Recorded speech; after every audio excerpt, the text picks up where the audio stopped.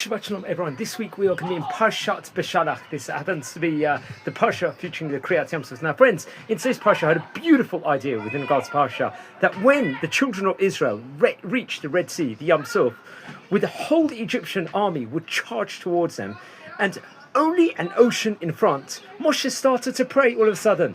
Hashem's response to this prayer is somewhat surprising. Why are you praying? Now is the time for actions and not words. Jump into the sea and it will split already.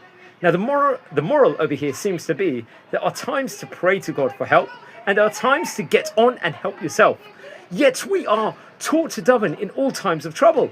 Hashem was telling Moses over here in this circumstance not to daven at all. Why, Yabi? He needs to.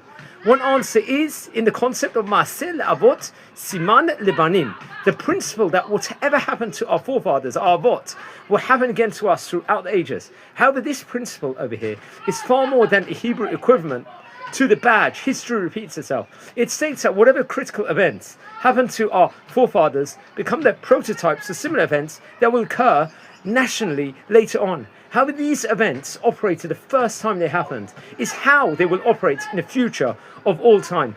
The time we spent in Egypt was the first ever exile, the splitting of the Yam Suf, and the subsequent destruction of the Egyptian armed forces was the ultimate redemption from the exile. Hashem's instruction to Moshe over here not to pray at all was a deliberate move to form all future exiles.